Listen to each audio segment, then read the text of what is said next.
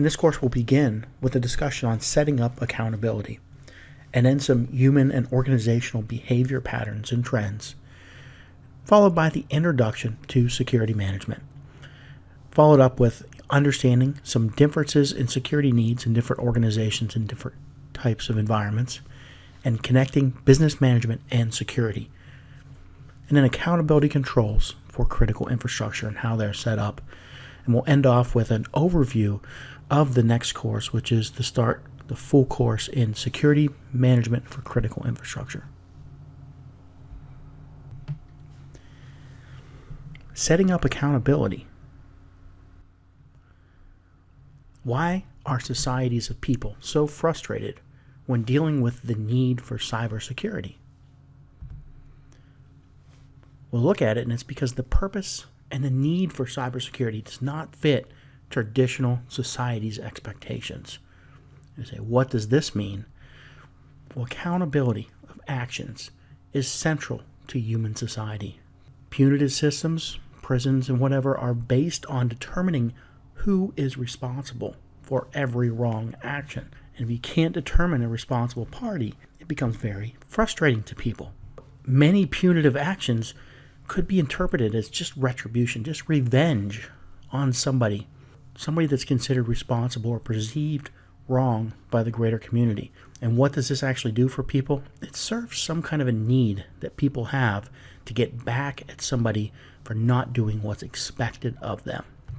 And often, even though that wrongdoer and that wrong that's done cannot be undone, humans seem to find comfort in that knowledge that the responsible party was held accountable and punished in some way. Cyber crimes, cybersecurity, cyber events are very elusive. Cyber mishaps may be considered crimes by some or social liberties or rights by others. Digital tools that are components that can be designed for good can then turn around and be used maliciously. So people think, why is that particular component? Why does it exist? Because people only use it for bad things. While there's also good things, or the original design was usually not a bad or malicious purpose. In cyber mishaps, oftentimes there's no human that can be perceived at fault. Could the designer of a tool that's used for malicious activity be perceived to be at fault for creating that design? It may only be possible to link a group or an organization to a particular action. And that's another big thing. How do you get to the point where you bring a person, hold them accountable for an action, if all you can kind of trace it back to is a group? Oftentimes where malicious activities are intentional, there are often groups or governments or organizations that kind of protect them. These groups are designed to keep them or individuals from being held accountable. A company that has a whole bunch of developers doesn't want a developer to be held accountable for not doing something, so the organization is then held accountable. And many mishaps are due to not somebody doing something wrong intentional, but just the lack of best practices, activities, or preparations beforehand. Thinking about this, we kind of understand why people have such a hard time with cybersecurity. It doesn't fit those natural values as it comes to traditional retribution or accountability. So let's look at accountability and our expectations of who is to blame. In addition to it not fitting into human expectations, cyber transactions are large-reaching. A single action can affect many people. Private material is targeted by attackers when it's in large amounts, companies and places where people all put their information together. A single action can be replicated or operations duplicated in many different locations. And weaknesses can be published online to target a large audience, so anybody, once there is a weakness, anybody can find out about it. The system of accountability was set up for humans many thousands of years ago, and we don't even really think about it except for it's just a subconscious thing that we already do. Each human culture has a different way of coming to these ideals, but they all have the same moral conduct or moral code of conduct underneath them. Accountability for machines now is assumed to be inherited from that human accountability code. As machine growth starts to outpace people, and unmanned networks will become the future, what is needed is a method of transferring that accountability of humans to large numbers of machines operating on these unmanned networks. This transfer of accountability from humans to machines is one of the key focuses of the security management framework that we'll talk about a lot. Starting to take a look at what can we positively do. There's so many different types of cybersecurity. Things that you hear are so different. So, one of them must be right and thus all the others wrong. Is that the case? Well, not necessarily. Cybersecurity spans the entire business environment. There are many different uses and best practices, and as many as there are business environments. What is right for one business may not be right for another. In banking operations, it's important to have transaction integrity. You want to verify who, what, when, where, and why each transaction was made, and then verify that the data is the same at different times and at different locations. But you might not necessarily care who sees these transactions or who sees the data if it's an open network and you want everybody to know what transactions were made. Contrasting that against the medical and healthcare industry, individual privacy and product authentication is the key concern. The transactions are all brokered by people, doctors, service providers, and individuals that own the medical records. So you don't really care about the transaction and the integrity of them. You care more about the privacy of that information and that only people see it who are allowed to see it. And in product authentication, you want to make sure that the right medicine is prescribed and the right equipment is used and that that equipment is, in fact, the one that you should be using. In critical infrastructure, trusted communications, time-related operations, and availability are the most important because you have electromechanical operations happening on systems that physically control stuff in the real world. So you have to make sure that the systems on a network that transferred those commands are trusted and that you trust that command that was given to it before you operate. And a lot of times things are time-related because two operations of two robotic components interface with each other. So they are now time-dependent and time-related operations. And availability. You have to know that this isn't going to go down. The power grid can't go down. The railroad track, the train can't go down. So availability is key in this type of environment. The software and media environment, they don't really care about transactions. They don't really care about privacy. They're giving it to everybody. And they don't really care about trusted communications. Once again, it's open for everybody to get. But they do care about enforcing use and the security to enforce the use of how that's done and prevent people from copying and make copies. And it's a different type of security model in each one of these areas you can see. Since we don't have a right and wrong, we don't want to focus on what's right and wrong. But let's look at a common management framework with pieces that are relevant to a particular business and implemented by that respective organization if they fit the need for that organization. But if they would change and have another need, they would also have the pieces of the framework that they could just expand into to implement the other pieces of security that they need. And that's another focus that we'll talk about in the security management framework, bringing things together and unifying this management framework with all the pieces that are out there and how they would all fit together when needed.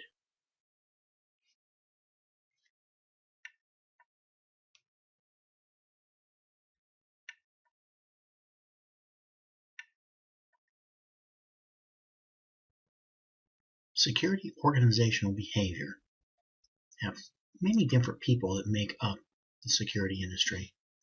But you'll usually find that their mindsets fit into one of these kind of following characteristics and areas. You have operational security people who spend a lot of time monitoring the active networks and a lot of time doing boundary management between systems, between networks, over the boundary between different items. These people usually have spent their entire career doing operational security and are very well ingrained and embedded into the organizations that they work in. We have out there this hacker community, a lot of people, idealists, or people that are just beginning to wander into security and understand enough to find one or two things that they can dive into that break or disrupt the operations in general. A lot of times these people are on the newer end or in support of a disruptive organization of sorts. Another side of the hacker community, I would say, is kind of, if you think of the hackers as a pirate, the privateers for the governments, the privateers for the companies that are ex-hackers or have started out learning how to cause disruption in the security arena, and have actually come to the point where now they found their place in an organization to help protect against others who learned or had the mindset that they did. The research and development, crypto analytics, a lot of these people you'll find in government organizations, standards bodies, really trying to pull together everything in the industry. Very intelligent people that are trying to determine what the future looks like. And then the applications implementation people, and I'm going to say they're a silent majority, but they stem from the design areas, the engineering fields, where they're actually looking at what can we do with what we know, how do we implement something that'll get us to the next point.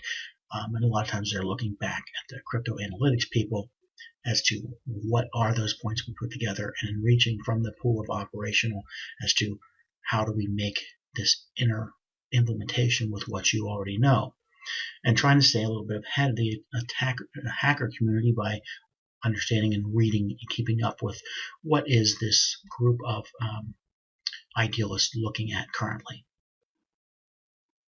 One thing you'll find in common with these is these people are usually exceptionally intelligent and exceptionally talented, and usually very knowledgeable about the organization that they find themselves in.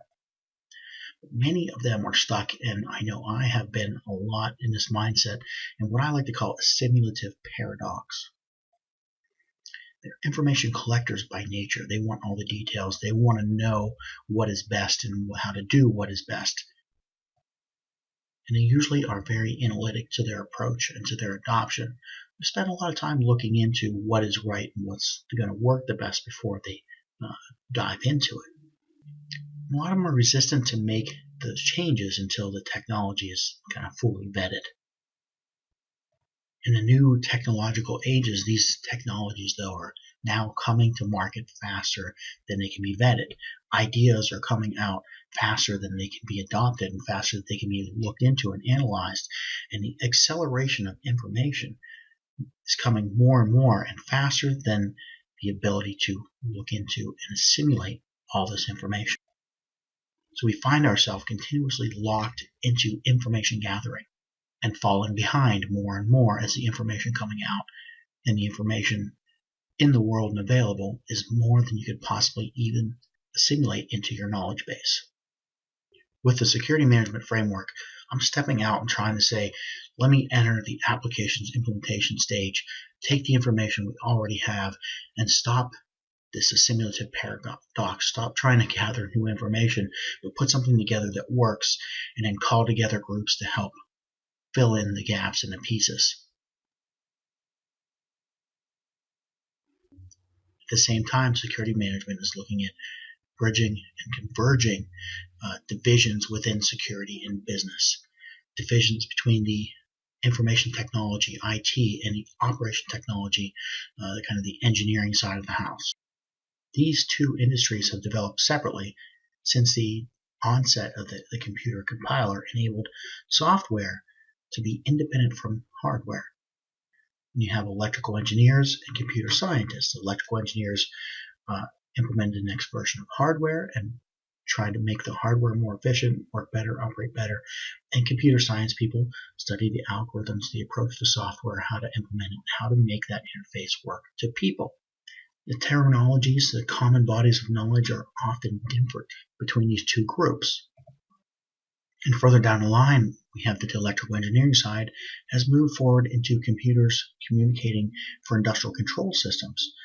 And the computer science side has moved forward in information technology and computers communicating for the benefit of people and human users. We also have divisions between management and technical practices. Once again, this divide, these two types of groups are thought to be different, entirely different practices. For the most part at universities, they're entirely different curriculum they're taught from. The people who teach each side of these courses, business people will be business-minded, and technology people will be technology-minded. Terminologies will be different once again, and the people don't even speak the same language. Security management is the reconnecting of all three: the business management, the information technology, and the operational technology, or the physical aspect.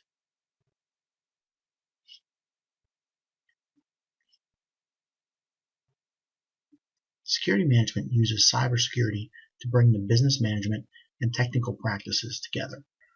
The data lifecycle, so where the data is from its cradle to grave. Supply chain, the different organizations that handle different pieces of this and different partners and people you work with. The network management, the actual physical or logical talking of devices on a network.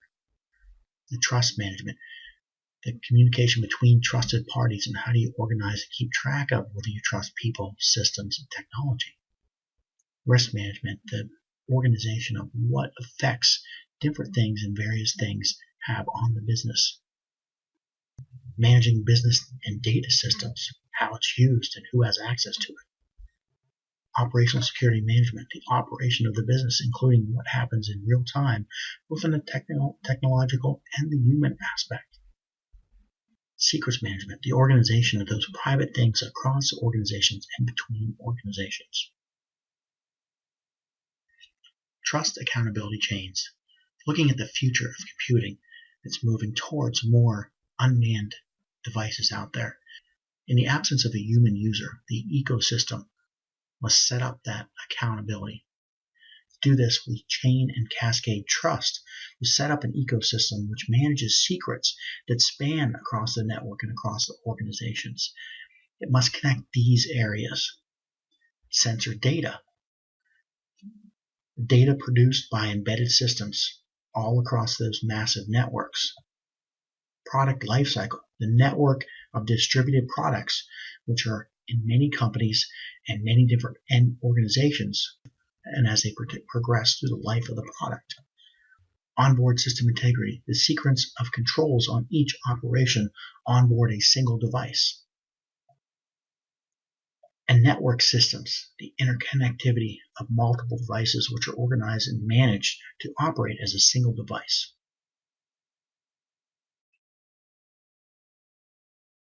Contrasting the basis of security. I'll spend a lot more time on this in the full course on security management for critical infrastructure. But I think I've picked a fitting graphic here.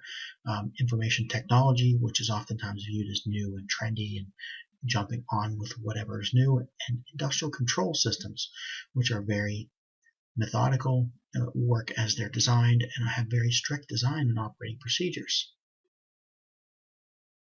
Information technology systems are developed around the asynchronous behavior of humans, while industrial controls require synchronous operations, communications. Information technology systems separate, secure, and provide authenticated access for each user to their data. Industrial control systems are primarily concerned with operational security and operational availability. IT systems store and provide access to users' data. Industrial control systems really don't care too much about data. They only do operations and do the same thing many times and do it well. Users are the primary actors on information technology systems. Industrial controls often operate independent of users. Information technology systems assume a trusted environment and that the physical boundary of the machine is uncompromised because a user is sitting at it. Industrial control systems have to have high accountability that the commands are authentic, which requires network systems are trusted. On information technology, you have large codes and complex multi-vendor solutions. So it's difficult by the complexity of it and the continuous change. Industrial controls, exploiting control system and operating system hardware and root secrets is often trivial because of its very small size, and it's developed around keeping those sizes small. Information technology systems use cloud computing and virtual machines, where industrial control systems are physical devices by nature and have access to the root code through the built-in debug ports. Information technology systems allow anonymous systems to implement secure transactions between software at different points and across networks. Industrial control systems require higher accountability and system trust because they're electromechanical operations. Finally, while the IT paradigm expects to follow Moore's law and have twice the system resources for the same cost of each upgrade cycle, trends in industrial controls and electrical engineering design show that for every technology cycle, they're shooting towards smaller, less capable devices, but bringing more of them onto the network.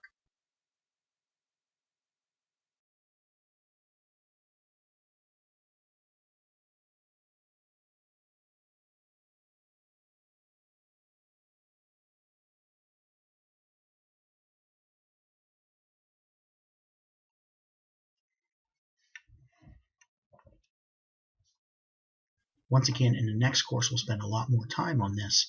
We're going to look at the Cloud Cube model by the Open Group Jericho Forum. And it groups different network types and looks at different network types by internal versus external, proprietary versus open, and deparameterized versus parameterized. And we'll look at security management under a few different types of networks. The grouping of physical systems, which communicate one type of network. The grouping of people that are linked for a common purpose. We know this from social media networks. A family of products or complementary products distributed over many different organizations. And an ecosystem of companies or organizations themselves which interact for business transactions. Think about these parameters from the Cloud Cube model on these four different types of networks. What we find when we kind of break this apart and look at each one of these different quadrants, you see I have the A, B labeled, is that the tangent quadrants have the largest contrast in differences. The opposite types of networks represented by quadrants A and B are found when contrasting IT and critical infrastructure networks. Quadrant A represents a critical infrastructure where you have the proprietary internal physical components that are very tightly parameterized, and quadrant B contrasts even towards the cloud model where you have deparameterized external resources under open standards. Security management combines the business and technology to manage these logical and physical boundaries between these different types of networks.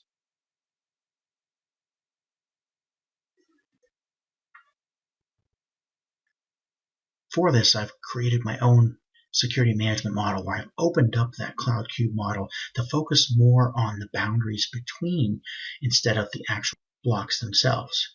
Anytime information crosses a different network type boundary, security must be managed for the needs of that particular boundary.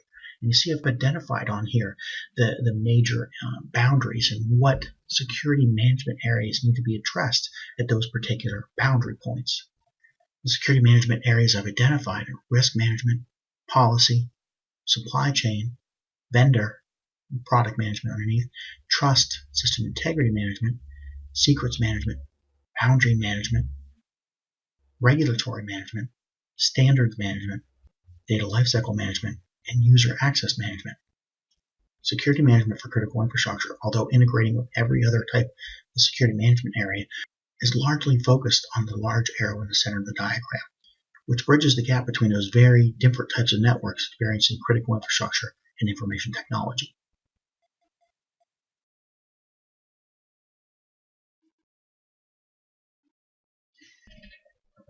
In practicing security management, we're going to focus on how business and security relate. And then we're going to continuously measure and maintain the security posture in that business environment. To focus on how they relate, we look at security measures taken across the business and relate them to standard areas, which then we can manage and break down the silos of operation within the organizations and companies. Each security management area chains operations across the entire business organization, and it defines and standardizes those data handoffs, interface points, and protocols for process and technology solutions. Under continuous measures, we identify the touch points where operations in each management area require continuous intervention. And we define controls for interdependency and interdependent operations anywhere that multiple security management areas merge.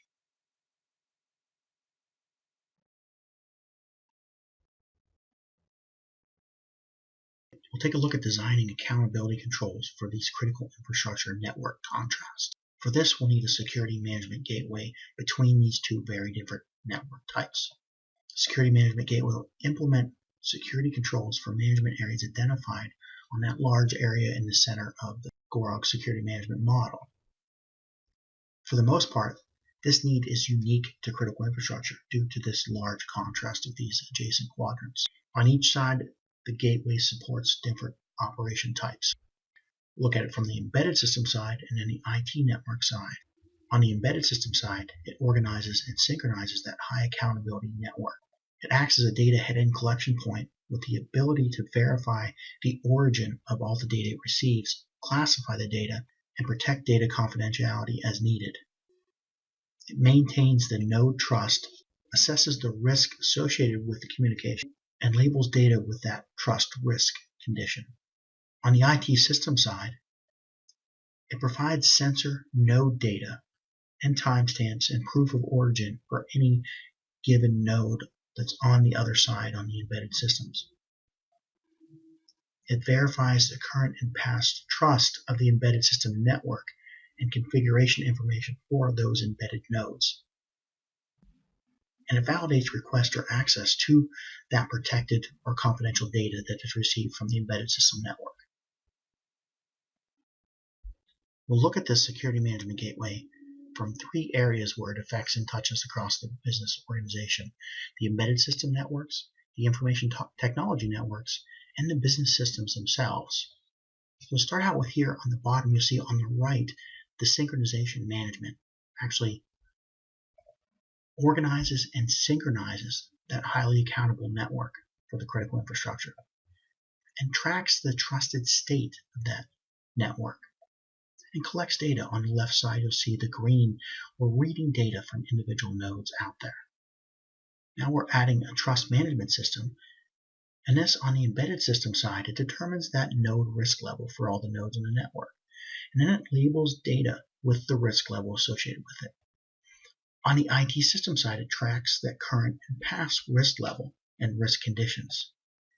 In the business management system side, it manages data reliability and accountability.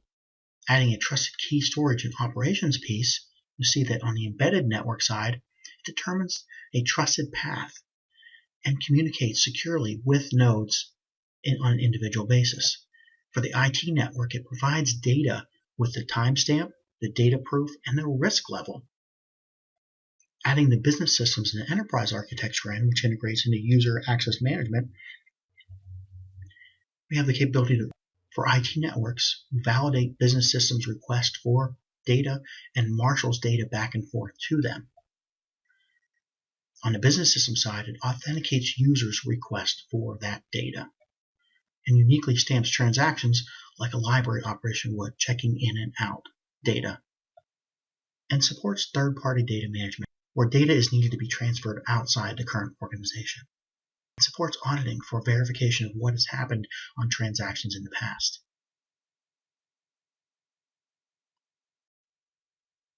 So looking at security management, it bridges the gaps between embedded systems and IT networks, between information technology and operation technology organizations, between design engineering and IT practices, between supply chains and business governance, between business management and technological solutions, between different organizations within the same industry, between organizations and regulatory requirements or regulatory bodies, between multiple vendors within the same industry.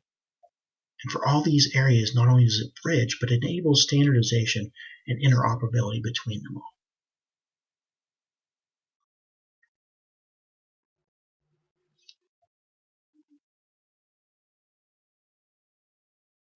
As this was the introduction course to security management for critical infrastructure, we'll spend a lot more detail in the next course, contrasting the difference in security basis, and then defining these security management areas, and looking into the connection with business management and security management.